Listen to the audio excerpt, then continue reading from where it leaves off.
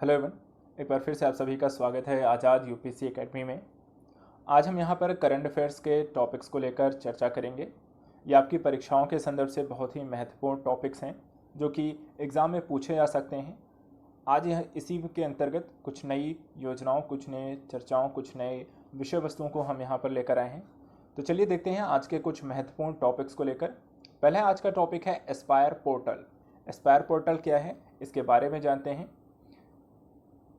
देखिए, चर्चा का कारण क्या है कि हाल ही में international centre of automotive technology for motor वाहन उद्योग हेतु Aspire automotive solution portal for industry research and education तैयार किया गया है। इसका ये फुल फॉर्म्स है।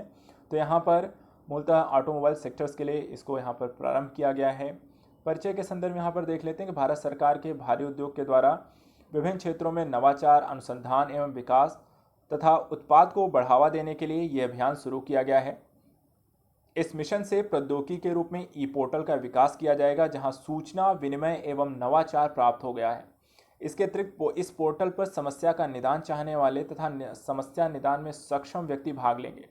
तो मुख्यतः यह एक पोर्टल होगा। इस पोर्टल के माध्यम से भारी उद्योगों के विभिन्न क्षेत्रों में नवाचार, अनुसंधान, विकास, उत्पाद को बढ़ावा देने जैसी चीज़ों को यहाँ पर विकसित किया जाएगा। साथ ही इस ई पोर्टल के माध्यम से सूचना विनिमय और नवाचार को एक व्यक्ति से दूसरे व्यक्ति तक और या जिनको आवश्यकता होगी उन तक पहुंचाया जाएगा। इसमें दोनों तरीके के लोग होंगे, जो निदान चाहते हैं और जो निदान देंगे। अर्थात एक तरीके से कह सकते हैं कि यहाँ पर अपने अपने क्षेत्र के विशेषज्ञ लोग भी होंगे और जो यहाँ पर इस क्षेत्र में काम करना चाहता है, जो आवश्यकताएं, जो समस्याएं हैं, वो उनका समाधान भी यहाँ पर आपको मिलेगा। अर्थात आप विचार विमर्श अपने प्रश्नों को पूछ सकते हैं। इसके अतिरिक्त विशिष्ट क्षेत्रों के लिए विभिन्न संगठनों के द्वारा 5 पोर्टल विकसित किए जा रहे हैं, जैसे बिजली क्षेत्र में उपकरणों के लिए VHEL, मशीन टूल्स के लिए HM, विनिर्माण प्रौद्योगिकी के लिए OMFTI तथा मोटर वाहन क्षेत्र के लिए ICA और ARI। इस तरीके से अलग अलग क्षेत्रों के लिए अलग अलग यहाँ पर 5 पोर्टल भी विकसित किए गए हैं। इसके अतिरिक्त इस कड़ी में ICAT एस्पायर का निर्माण हो रहा है। तो इस तरीके से सूचना और संचार को यहाँ पर विकसित करने के लिए, उस तरीका कम्युनिकेशन को डेवलप करने के लिए एस्पायर इत्यादि पोर्टल को यहाँ पर अलग से एक कड़ी यहाँ पर निर्मित की जा रही है, जो कि मुख्यतः उत्पाद, नवाचार और भारी उद्योगों के विकास में सहायक हो सके। इसके अतिरिक्त इस योजना के कुछ प्रमुख तथ्यों की जानकारी ले लेते हैं। एस्पायर पोर्टल के पहले चरण के अंतर्गत 15 जुलाई 2020 को इसके प्रथम संस्करण को लाइव किया गया। विभिन्न हितधारकों को एक साथ लाकर नवाचार और वैश्विक तकनीकी प्रगति को आत्मसात करने में भारतीय मोटर वाहन उद्योग को सहायता दी जाएगी। इसमें उद्योग गतिविधियों के लिए अनुसंधान विकास, उत्पाद प्रौद्योगिकी विकास, तकनीकी नवाचार, तकनीकी व गुणवत्ता समस्या समाधान, विनिर्माण और प्रक्रिया विकास तथा चुनौतियां व वाहन उद्योग के बाजारों, रुझानों की पहचान के लिए बाजार अनुसंधान और प्रौद्योगिकी सर्वेक्षण किया गया है। इस तरीके से उद्योग की विभिन्न गतिविधियों में तकनीकी और नवाचार को किस तरीके से समाहित किया जाए, उसके माध्यम से उनकी चुनौतियों को दूर करना और अनुसंधान क्षेत्रों को बढ़ावा देने जैसे कार्यों को इसमें सम्मिलित किया गया है। ई पोर्टल एक प्रौद्योगिकी मंच के रूप में कार्य करेगा, जो भारतीय मोटर वाहन उद्योग के लिए करीब सभी समाधान उपलब्ध कराएगा। इसके तहत ऑटोमोटिव OEM कंपनियों, R&D संस्थानों और शिक्षा जगत को प्रौद्योगिकी विकास के लिए एक प्लेटफॉर्म पर लाया जाएगा। तो यहाँ पर अलग अलग क्षेत्रों की जो संस्थान है, जो प्रौद्योगिकी संस्थान है, जो शिक्षा जगत से रिलेटेड हैं, उनको भी एक ही प्लेटफॉर्म पर यहाँ पर लाने का विचार किया जाएगा। ये तो बात हो गई कि एस्पायर पोर्टल की। नेक्स्ट बात करते हैं नेशनल इन्वेस्टमेंट इंफ्रास्ट्रक्चर फंड की, NIIF की। देखिए, हाल ही में NTPC के द्वारा नेशनल इन्वेस्टमेंट इंफ्रास्ट्रक्चर फंड के साथ एक समझौते पर हस्ताक्षर किया गया। यहाँ पर किन चीज़ों को लेकर किया गया है उसकी चर्चा कर लेते हैं। NIIF के बारे में दोनों घटकों के मध्य समझौता अक्षय ऊर्जा तथा विद्युत वितरण के क्षेत्र में निवेश को बढ़ाने को लेकर है। तो यहाँ पर अक्षय ऊर्जा और उसके वितरण को लेकर यहाँ पर समझौता किया गया है। NTPC की तकनीकी द्वारा NIIF को वित्त संग्रहण क्षमता लक्ष्य की प्राप्ति हेतु एक दूसरे को पूरक बनेगी। NIIF को फंड ऑफ फंड्स भी बोला जाता है। इस समझौते से NTPC द्वारा 2032 तक 30 गीगावाट अक्षय ऊर्जा क्षमता निर्धारण के लक्ष्य को सहयोग प्राप्त होगा। एक तरीके से देखा जाए तो NIIF जो है वो इंफ्रास्ट्रक्चर डेवलपमेंट के लिए काम करने वाला एक फंड ऑफ फंड्स है, जो यहाँ पर NTPC को 30 गीगावाट अक्षय ऊर्जा प्राप्त करने को लेकर यहाँ पर समझौते या उसके लक्ष्यों के लिए वित्त इत्यादि को वहाँ पर सहायता प्रोवाइड कराएगा। इसकी स्थापना 2015 में वित्त मंत्रालय के अंतर्गत की गई थी और इसका मुख्यालय मुंबई में है। इसका उद्देश्य महत्व क्या है? इसकी स्थापना वाणिज्यिक रूप से उपलब्ध परियोजनाओं के इंफ्रास्ट्रक्चर को सहयोग प्रदान कर उनके आर्थिक प्रभाव को बढ़ाने के उद्देश्य से की गई है। इसमें 49% हिस्सा भारत सरकार का तथा अन्य निवेशक भारतीय जीवन बीमा निगम, ICICI bank, HDFC bank, Kotak Mahindra तथा अबू धाबी इन्वेस्टमेंट अथॉरिटी एवं एशियाई इंफ्रास्ट्रक्चर इन्वेस्टमेंट बैंक है। तो अगर देखा जाए तो यहाँ पर NIIF में भारत सरकार के अतिरिक्त से भारत सरकार के 49% हिस्सेदारी के अलावा अन्य कई निवेशक हैं, जिसमें कुछ बैंक, कुछ बीमा निगम, कुछ आपके अथॉरिटीज़ और इन्वेस्टमेंट एशियाई इन्वेस्टमेंट बैंक हैं, अंतर्राष्ट्रीय संस्थाएं भी इसमें सम्मिलित हैं। कार्य मुख्यतः एक ही है कि किस तरीके से आपकी अवसंरचनात्मक परियोजनाओं को बेहतर तरीके से आर्थिक उपलब्धता को सुनिश्चित किया जा सके। नेक्स्ट है यहाँ पर PM स्वनिधि मोबाइल ऐप।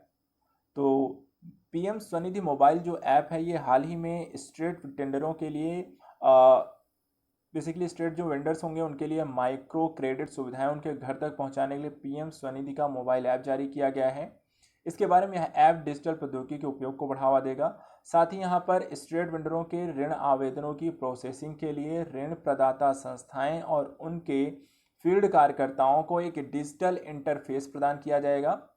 तो देखा जाए तो यहाँ पर स्ट्रीट के जो बाजार मतलब लगाते हैं, जो सड़कों के किनारे हैं, रेहड़ी हैं, पटरी वाले हैं, तो उनके लिए किस तरीके से आप ऋण के लिए आवेदन कर सकते हैं और उनको साथ ही डिजिटल इंटरफेस कैसे प्रदान किया जाएगा, इसके लिए काम करेगा यह ऐप का अधिकतम कवरेज सुनिश्चित करने में सक्षम बनाएगा।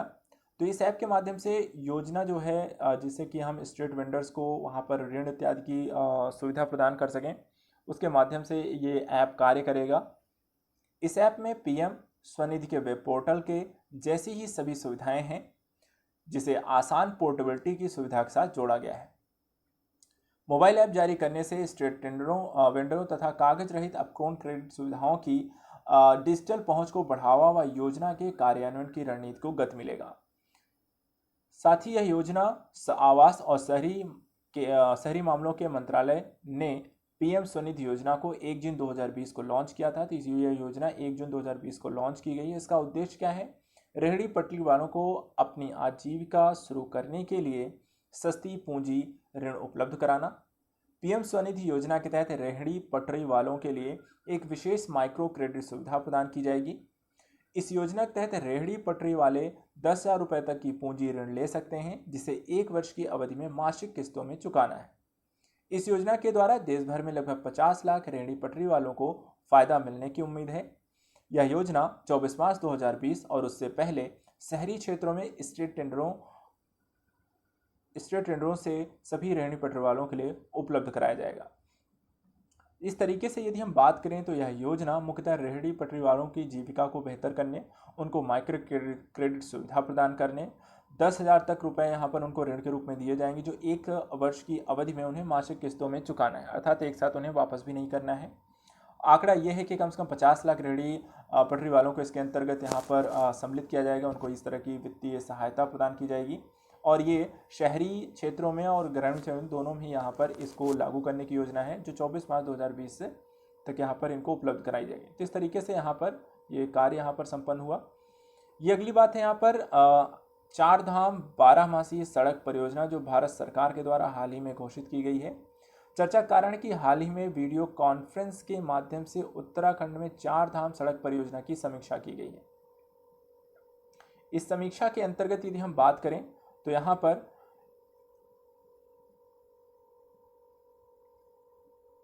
जस्ट मिनट, तो इस योजना में हाल ही में वीडियो कॉन्फ्रेंस के माध्यम से उत्तराखंड में 4 धाम सड़क परियोजना की समीक्षा की गई है। क्या है 4 धाम 12 मासीय सड़क परियोजना? यह परियोजना 4 धाम को आपस में जोड़ेगी, जो 12 माह शुरू रहेगी, अर्थात भारत के जो चारों धाम हैं उनको एक साथ एक सड़क के माध्यम से जोड़ा जाएगा, जो कि 12 मास खुले रहेंगे, अर्थात कि ऐसा ना हो कि वहाँ पर कुछ महीने बंद हो जाते हैं। तो ठंड इत्यादि के बर्फबारी इत्यादि के समय उत्तराखंड में बद्रीनाथ, केदारनाथ जैसे धाम हैं जो उनको बंद कर दिया जाता है, तो वहाँ पर उनको भी 12 माह खुले रहें। प्रधानमंत्री नरेंद्र मोदी द्वारा यह परियोजना का उद्घाटन दिसंबर 2016 में किया गया था। इस परियोजना के तहत चीन सीमा और चार धामों तक पहुंचने वाली सड़कों को उच्च स्तर का बनाया जाना है। तो यहाँ पर जो चीन से लगती हुई सीमा है उसको भी बेहतर बनाना है, उच्च स्तर की बनाना है, साथ ही चार धामों तक पहुंचने वाली सड़कों को भी। लागत इसमें लगभग 12,000 करोड़ रुपए की आएगी और इस परियोजना की जो लंबाई है वो लगभग 900 किलोमीटर की है। यह सड़क मार्ग ऋषिकेश से शुरू होकर केदारनाथ, बद्रीनाथ, गंगोत्री से होते हुए यमुनोत्री तक जाएगी। इस परियोजना को मार्च 2020 तक पूरा करने का लक्ष्य था, परंतु कोविड-19 के कारण यह अभी तक पूरा नहीं हो सका है।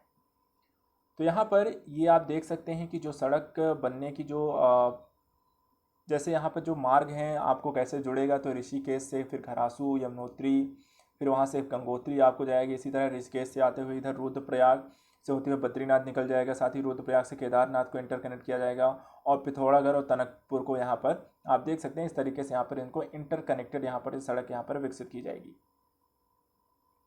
परियोजना के महत्व की यदि हम चर्चा करें तो इस परियोजना के मूर्त रूप लेने के बाद चारधाम की यात्रा न सिर्फ आसान होगी बल्कि पहाड़ी क्षेत्रों का विकास होगा।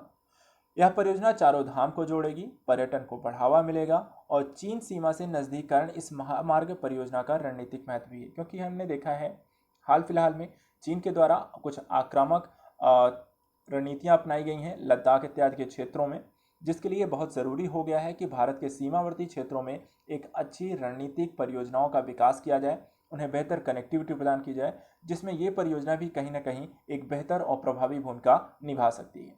साथ ही यहाँ पर पर्यटन को भी इससे बढ़ावा मिलेगा और साथ ही यहाँ पर एक क्षेत्र को दूसरे क्षेत्र से 12 माह से यहाँ पर कनेक्ट करने में भी हमें सुविधा रहेगी। तो इस तरीके से आज हमने यहाँ पर कुछ टॉपिक को जो करंट के संदर्भ से इंपॉर्टेंट थे उनको देख लिया है। आप इन्हें एक बार रिवीजन कर लीजिएगा, दो बार अगर आप पढ़ लेंगे तो यहाँ पर आपके पॉइंट्स क्लियर रहेंगे, जो आपकी परीक्षाओं में आप ज़्यादा से ज़्यादा प्रश्नों को हल करने में सक्षम होंगे। तो आज के लिए इतना ही। अपना ख्याल रखिएगा, सेफ रहिए, हेल्दी रहिए, खुश रहिए। Thank you so much.